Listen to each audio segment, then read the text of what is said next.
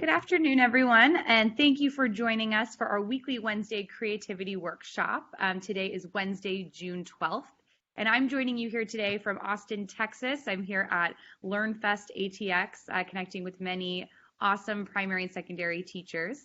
And today I'm so excited to be joined by a special guest. I'm here with Cynthia Lagos, who is one of our 2019 Adobe Creative residents. So thank you, Cynthia, so much for joining us today, and we're looking forward to hearing your presentation. My pleasure. I'm actually joining you guys out here from Miami, Florida. So it's 3 p.m. out here. It took me a little bit to realize the difference. So I was logging in at 12. So, that's the fun part.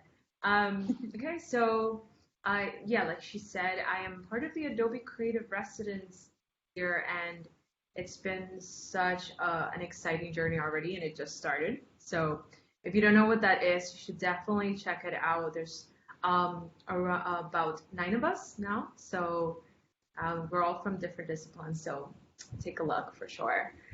So I'm going to get started with my presentation. Yeah.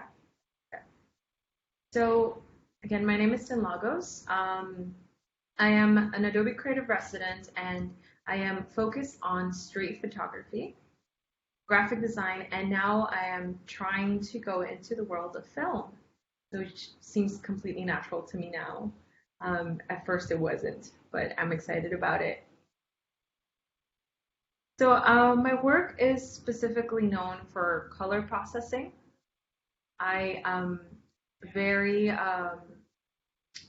much keen to treating each image independently. I like not limiting myself to a specific filter or a specific style.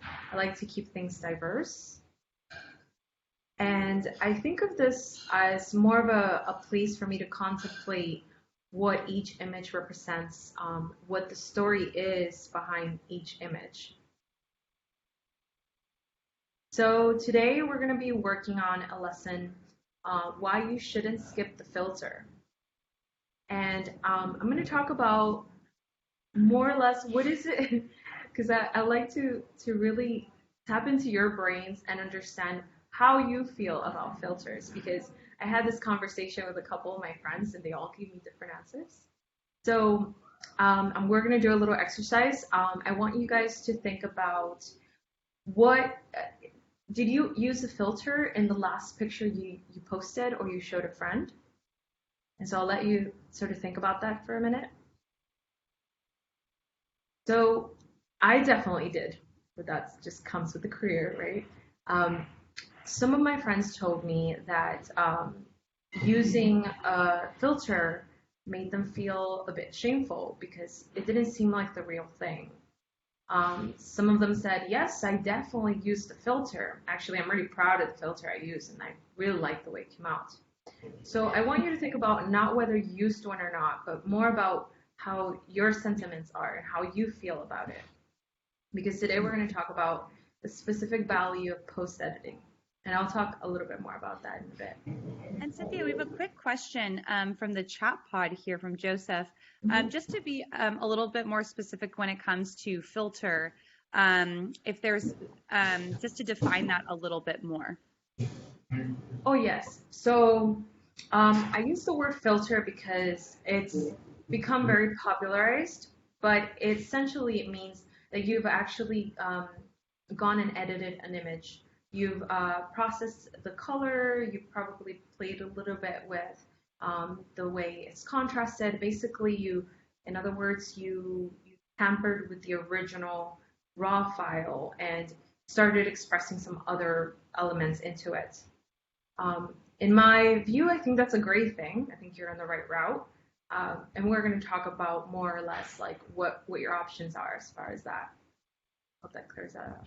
Okay. Yeah, definitely. We're getting a lot of comments in the chat that everyone has been using filters. So looking forward to learning more about it. Okay, so today we're going to learn about color and how editing creates an emotional impact through color.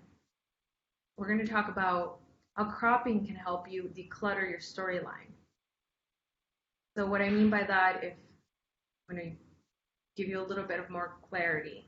Cropping is often used just to maybe say, okay, it's a square, it's a rectangle, but I think we can use it as a tool to remove some items that you don't really want in the picture. We're also going to learn about how in a few steps you can improve the shortcomings of your camera. So maybe you don't have a very expensive camera. Maybe you don't have, or maybe you do have an expensive camera and it comes with a few like mistakes in it. So we're going to learn a few tips on how you can improve the quality of your image. Okay, so this is where I offered you the link for the kit. So we'll be giving you guys a link to a special kit of goodies, and I'll go through what's in there. But I built this specifically so that you can have a few tools for yourself to try this on your own, because we're going to be practicing editing in one of the images, but also so that you can teach others how to brainstorm and consider why they're editing the way they're editing. Is it intentional, or are they using a lot of story adjectives to edit, or they're just editing because it improves the image, period. And I would encourage the former. So the kit has a storyteller guide, which we will review in a little bit. It has a sample raw image, so a before image and an after image that's already completed and then edited. And last but not least, a little gift, which I will reveal later. And I'm kind of glad you guys don't have the kit, so you can't go snooping right in. Oh, I just posted the kit in the chat, yeah. so yeah. Just kidding, it's great.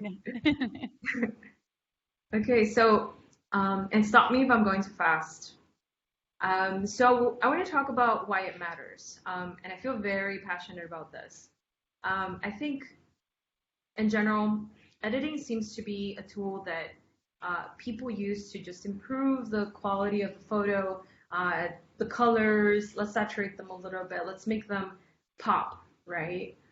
But I think it's a place for you to add symbolism. I think it's a place for you to add a sense of emotion. It's also a place for you to remove things that you think are not helping the plot or the story that you want to build within your picture. I think oftentimes the reason why I stop, and I'm a street photographer, so my photos are usually found, they're not created. So the reason why I stop is because I think of a story or something impacts me emotionally, and I think I want to capture that, and I want to take this a little bit further. So a lot of people might argue that this isn't really the real image, or the closest to reality is a raw image, but I think the closest to reality is real life, right? So the moment that you're taking a picture, you're already curating everything. You press that button, you're deciding what a person sees, what the viewer is going to see. So there's beauty in that, because you're already beginning to tell that story. So I encourage you not to stop there, but instead to continue in the editing process. So you guys are in charge of the story, and that's the beautiful part about it. This is an example of a place actually very close to here, in South Beach, and I really wanted to build the feeling, and I'll dissect this in a little bit. But the image on the left-hand side didn't really exemplify that emotion that I felt when I was in this location. So editing helps me emphasize all of those elements that I think are important to this image. So here are a few examples. So these images have layers of color as a way to symbolize an emotion.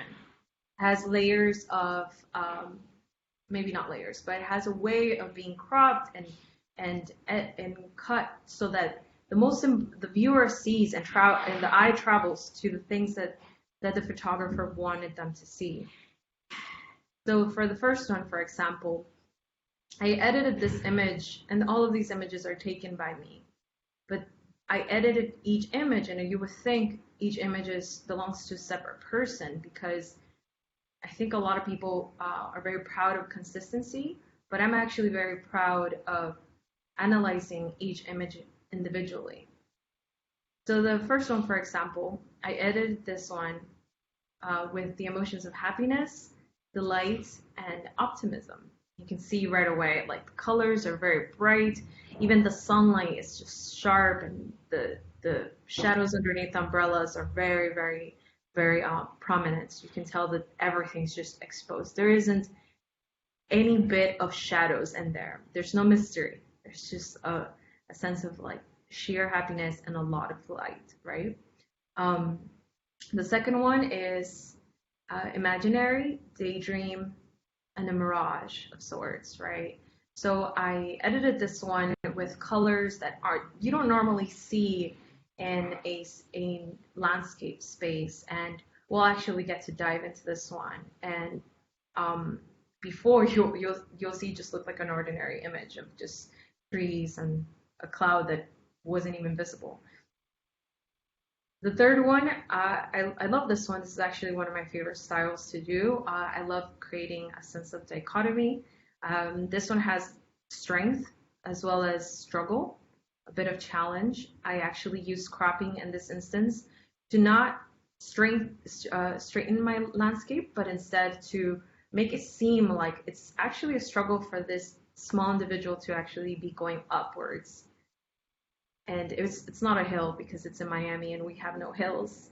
So it's definitely just a work of the post-editing process and the way I thought that the image should reflect those emotions. So here we are at the image I showed you earlier. So I wanted to dissect this image and how I was able to apply some of the emotions in here. So this location I'm very, very fond of because this is where I get to play around. I get to feel like a kid. We all just show up and do acro yoga. And if you don't know what acro yoga is, it's a combination of yoga but with a partner, and you're just kind of flying in the air and you're doing all these things, and you're out in the park and the wind is blowing on the palm trees, the water's all around you. It's just such a happy place. Especially for an adult, because we don't really have chances to do that, right?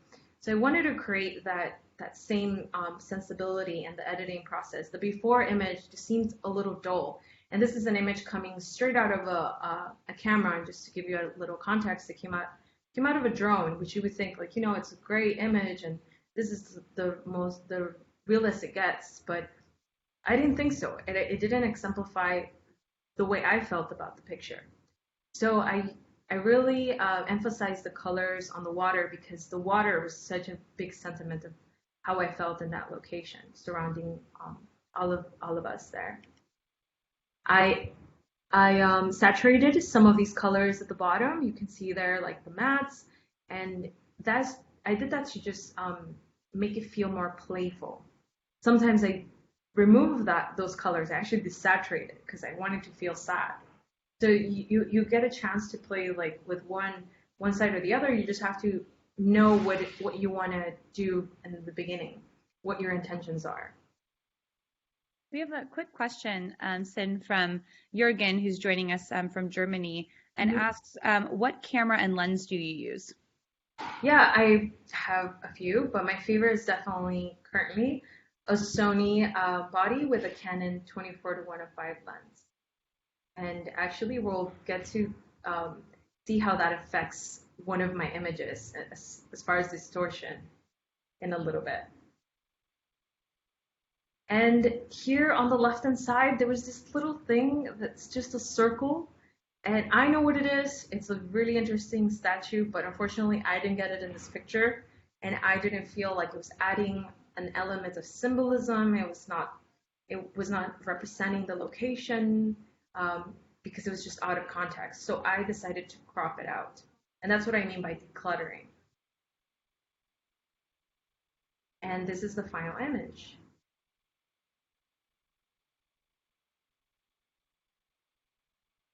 Okay, so moving on to the second image we're going to dissect. So this one is more about the story. It's also about emotion, but very much about the story. This image again, when somebody sees it, they think it's not the most interesting subject. Why are you taking a picture of this landscape? It's very dark for some reason. I didn't do a good job in the camera, so I definitely had to improve it in my post editing. That was for certain. But when I saw this image, I thought it was okay. I thought it was a little dull. I wasn't really sure. But when I contemplated why I stopped and took this photo, obviously you tend to look at the roll of images like way after you've taken it. At least that's for me. And I realized that I took it because of this tiny little cloud that to me seemed, and this picture is actually taken in Spain, that to me, like that image seemed like those little clouds seem like somebody drew them. Seem like those perfect little clouds that you see in illustrations. So I really wanted to depict that sense of imagination in these images. So I chose to change the color of the sky with a color that's a little bit more youthful, more playful, and in a way more imaginary. I knew it was about the cloud, and in the previous image, the cloud right now is to the right hand side. You're not really sure there's this gap on the left, and the eye will always travel towards the things that are either in the center or things that just seem to take up more space. And right now that gap is taking up more space than the cloud itself. So I knew that my intentions was to talk about the cloud, so I cropped it so that the focus was right in the middle. And again, with bringing back that sense of Spain, and I was there during the summer, I wanted to bring that sense of warmth. The left one is so cold. It really didn't depict how I was sweating that day. So that really doesn't depict how I felt that day. And so I wanted to bring in those colors, and that green, the colors tend to have different values, right? You don't have to choose the most primary green or the most primary blue. And depending which one you select, it will give you a different sense of one, the climate that you're in, two, just the meaning that's behind it. We all know that there's a sense of symbolism behind all colors. We can talk about how blue is trust. We can talk about how red is strength, but it's really about how you perceive it too. You don't have to go by the book about this. And this is the final image. I think I might print this one. Really like it. Okay, so this is the sample image that we're going to be editing today. This is an image taken in Spain. Is one of the most beautiful experiences I've had of just collecting images of architecture. I love architecture. I think it's very easy to love architecture. But in Spain, most of these buildings were created in the 20th century. So it's always this effect of just awe. So I selected this image, and we're going to be able to dissect it and look into how more specifically I felt in this instance, but I want you to consider how you can pick an image and how you felt about the image and how you can then go about editing that image based on those emotions and that story and that narrative. We have a quick question from the chat pod, Cynthia. So when it comes to editing photos and creating filters, are there certain tools that you use over others? So for example, Tracy just mentioned some of the templates or filters that are available in Premiere Rush or Photoshop or Premiere. Like, are there specific ones that are more useful than others in creating those? Well, it depends. It's definitely your preference. My favorite workflow, and at the moment, and it took me a long time to even get here, but Lightroom definitely. It's my first step to select uh, at least 40 images from the hundreds of images that I take, and then narrow it down to my favorite ones, and so on. And eventually, I end up in Photoshop. So Lightroom is very much about post editing. I think Photoshop for me is more about curating the little elements, retouching, which is something else that we can get into, and not all images need to be retouched. And when I say retouch, I think about, maybe there's some trash on the floor, completely unnecessary, right? So things like that. But currently, it's always Lightroom first, and finish it at Photoshop, or sometimes just Lightroom. Yeah. So we're going to go over the storyteller guide, which is included in your kit.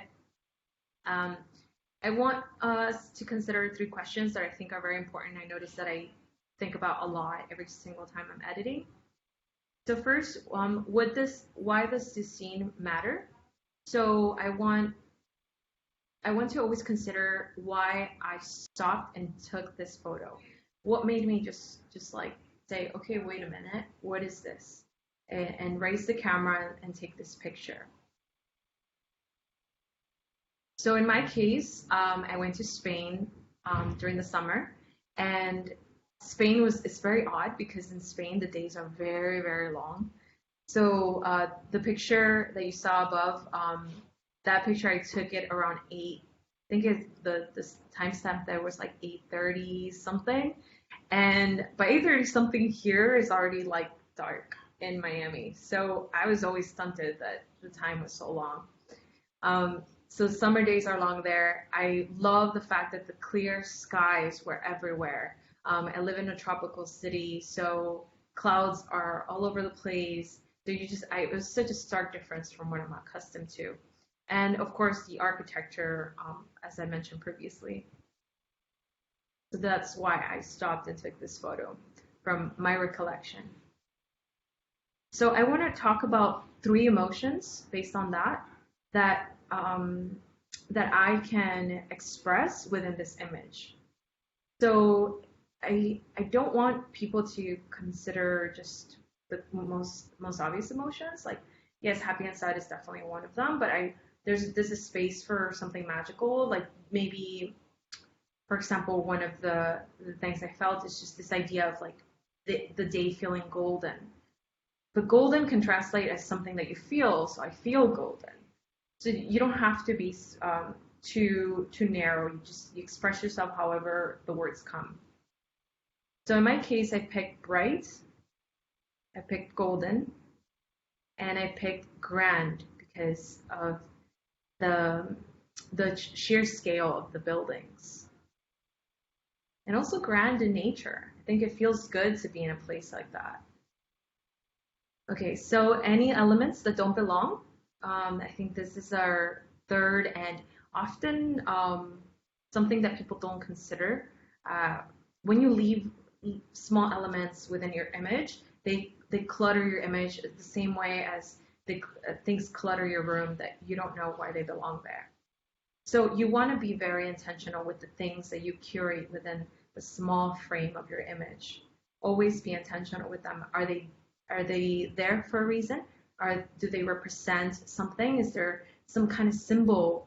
A good example I always tell people is maybe it's the only time that you probably want to keep something that isn't a direct link to your story is if it's a timestamp. So for example, if there was a mailbox there and it doesn't have anything to do with the place or the story or how I felt about it, but it does have to do with a timestamp, right? So I can look at that mailbox like years from now, and probably that logo would change, and it would just make that image that much more stronger. And the story and the emotion could develop years from now instead of today. So give your image the opportunity for you to consider every element and what the potential is, not just now but later also. So if we were to look at the image previously, and I think you guys can see it, here. So some of the things that I thought were distracting was this left-hand corner item. Here is like a post. I kind of like the ornamental part of this post here, but I don't like this left dark shape. It really doesn't have anything to it. There's not a lot of detail there for me to recover either. And also this right building. I think it's nice, but what I really want my viewer to walk away with is the idea that this building is a 20th century building.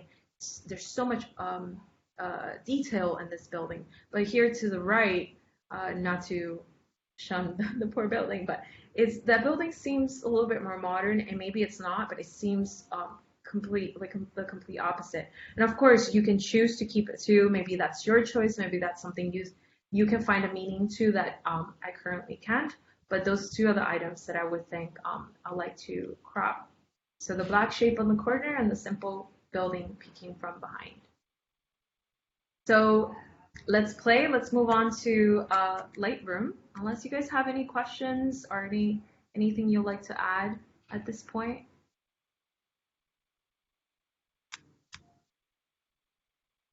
So when you receive the kit, it looks a little like this. And here we're gonna click on Let's Play, or I'm gonna click on Let's Play. If you have it with you, it would be this one that says before. So this is our unedited image. So sometimes I import here with this left button, and most of the time I just drop it here. And right away it just clicks it and selects it. I'm gonna hit import. Okay, so I already made a collection folder, and if you don't know what that is, that's where you keep yourself organized. I made a collection folder for Creative Workshop. Put a few other images there, and the after image. Okay, so now we're gonna go to the develop module. And let me know if you want me to slow down, if you're kind of still stuck. Where are the things? So I want to talk about how this file, this worksheet is going to help us through our editing process. So in this case, we're going to work ourselves from the bottom up. So first, I'm going to crop the things that I don't want, right? So again, this guy here. Actually, I'm going to show you how much I cannot save. So if I was to super expose that shape on the left, it's still just nothing. There's nothing interesting about it. I don't think there's really any hope for it. So it's gotta go. And the reason why I like cropping is because I don't have to spend so much time stamping something away. Sometimes it's worth it because you want to have that extra realty space, right? Maybe you want that extra sky, but sometimes I think it's good to be able to bring things in. I have a lot of space here. This is a very big image. So I think cropping in this case is the best thing I could do to save myself time. Now we're going to remove that building on the left-hand side. So I really like the lamp, so I'm going to keep that lamp there. I think it really goes, it adds to how the viewer might perceive, like was this person standing when they took this photo, right? So it's not just one thing. Now you have two very interesting items to look at. Okay. So when I crop, I also like to leave enough sky. You have to consider also the negative space. So you can see here the rule of thirds. It's already kind of falling mostly on the building, but when you see the space the sky creates, when sometimes you look at that shape, it's kind of awkward, but I think the shape is fine. It's not, it adds to it. I like to add a lot of geometry to how I crop things. Okay, so we're gonna leave it here. All right, so we go back to the sheet. So let's talk about the emotions. So I want it to be bright, I want it to be golden, and I want it to be grand. So when it comes to colors, there's a few things I focus on. I definitely focus on basics. Um, let's say basics. This one is it depends on you, very much depends on you. Split toning, these two are very playful. That's just when you really want to do something completely different. So let's start here at basics. So I want it to be bright. I want it to be golden. So right away I know that the temperature should be a little bit closer to the yellow side, right? And maybe I can do a lot. You can always play with this, like just push it to the edges and see what happens. I think one of the feedbacks I got from a friend who asked me permission to play along and just try to see how he can imitate one of my filters. He told me, "Wow, you push it to the edge," and that I took that and I was like, "Yeah, you know what? I think before I didn't do that." So I encourage you to push it to the edge. Let's do around here. Okay, so let's work on the exposure because right now it looks very green. Right, so then now we have a little bit more light in here. You can see how much darkness it was before. So when it comes to exposure, I try not to mess with the exposure too much because it exposes everything. So sometimes I just jump into the highlights and I try to use that more because it's very specific to a part of the image that just has highlights, whereas exposure targets everything. It targets the shadows, it targets the blacks. So sometimes that makes it seem like your image has lacks contrast, and that's not a good thing. So definitely try to target the highlights first. Okay, so we're gonna do the whites, something like that. We're good on time. Okay, and then another tip I would like to give you guys as far as colors is that you want to play with vibrance instead of saturation for the same reason. Vibrance focuses on muted colors, whereas saturation focuses on the entire image and it can make it look like a birthday cake. Vibrance is more about bringing some color in, but just in the parts where the color lacks, right? And right now it's not looking all too cute, but it will. Okay. So from here, I jump all the way down to calibration. I ended up I think this is more of a technical use, but I've used it a lot for just editing and expressing some different color hue. So I played with this one a lot, and I found myself kind of like always fixated on the hues of the blues, right? So the hues of the blues are always kind of like something I like to play with because you'll run into this a lot because it's sky most of the time, right? So I'll do something like this, and already you can see that warmth that we added in there is no longer green. It's actually more warm and more golden because green has a whole nother feeling. When you look at green, maybe you think, is it spoiled? Or if it's not in the context of trees, you might think that. If it's in the context of trees, it might be like fertile and flourishing.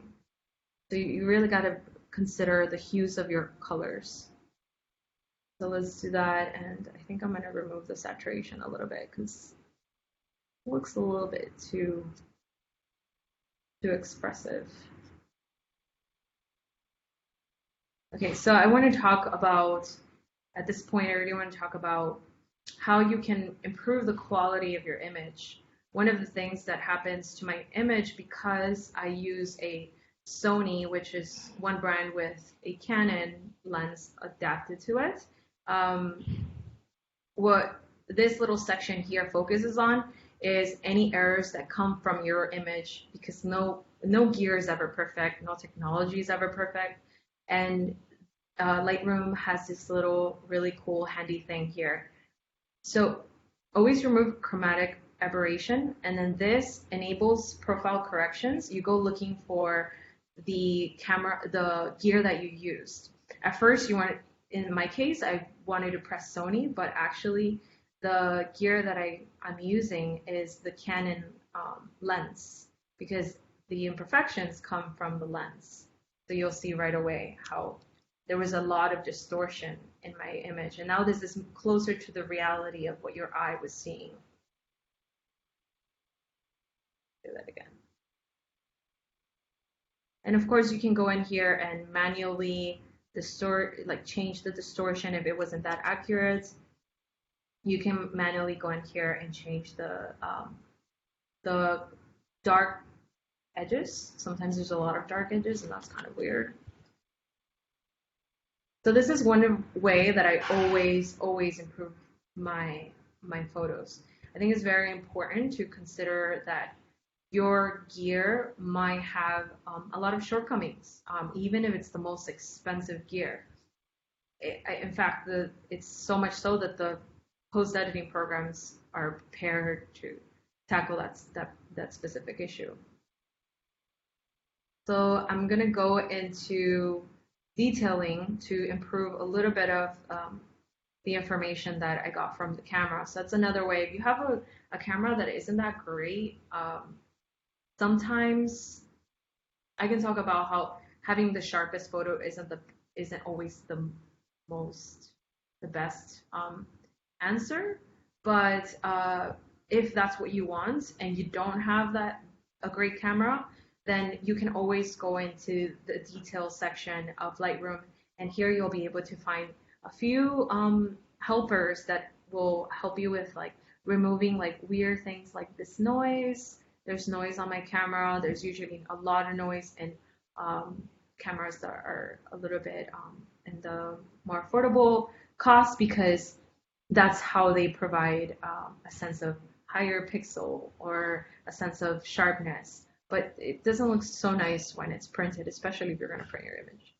So you can always pull this luminance section. And what I did here was I pressed Option, and that allows me to see just the dots. And I don't know if you guys can see it there, but it does improve quite a lot when you do that. You can see the little tiny dots just kind of disappear. And you don't want them all to disappear because it does help with the sharpness eventually, but if you're having problems, you think it looks weird, it looks pixelated, then this is one easy way that I tend to use a lot, especially on the sky, because the sky should always look soft and not like too sharp. Okay, so then I'm gonna go back up here, and I feel like I feel like my exposure is a little bit too much. Okay, maybe on this side. So one thing I do is if the exposure is too much on one side, I'll use a tool up here that will help you sort of focus a specific edit. So this is called a graduated filter. And all you do is you click and you pull. In this case, it's going up, but I have it set on exposure. You want to bring that down. And now we're getting more of our information, right? And so this is one way to make sure that it's not targeting the entire image, so you don't have to worry about underexposing other parts of the image, right? I have a quick question here too from Suzanne. Yeah. Who says, can you mask in Lightroom to get an effect only on part of the image like you do in Photoshop? Can you mask in Lightroom like in Photoshop? Like in Photoshop, I would say no.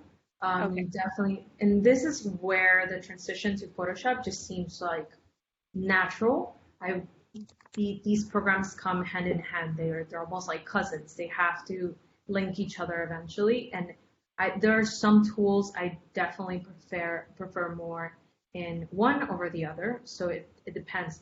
For example, you can definitely edit in Photoshop, but you wouldn't have the ability to do to copy paste your edit or save a filter from your edit in Photoshop. You could probably do something that's called an action, but it's not created for multiple images.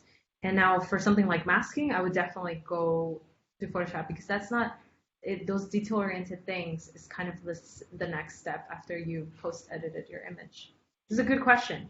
I definitely do that after I've edited or color edited the image. Okay, so I think this is already the the result I was going after. I have these blues that exemplify that sense of like bright golden, and I really cropped it in a way where it's, I'm already looking down. So I was taking a really good picture and making it seem like you're just like this small person kind of looking up, right? But the fact that I added this like this cropping, I not added but created this specific cropping, and you're forced to look at the building, and the building's actually taking up most of the space of of this um, of this image. That lets you know how big the image is.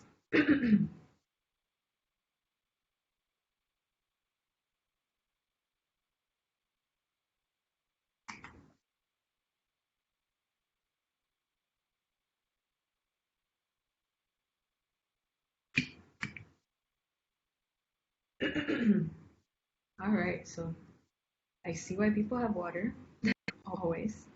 Okay, so I really like um, how this looks now. I think this is kind of the place I wanted to be in. So when you hit, sorry about that, when you hit Command C, you're able to copy the settings. And right away, when you do that, this little dialog box pops up. And this dialog box is a representation of everything you've done in here. So you played with all of these specific sections. Now that I've pressed Command C, Command Copy, I'm able to paste that into any other, and I'm going to reset this one. This is another building. This is another cathedral in Spain. And when I paste this on here, it gives you that effect right away. And the filters work this way. Filters are not magical. Filters are they're all made by humans, even the ones that you see in Visco, anywhere.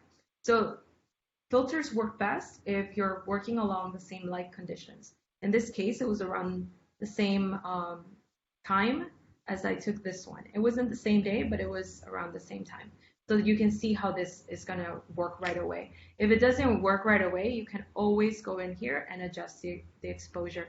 That usually does the trick. It's either too exposed because that day was brighter, or it's underexposed. So you can always play with that.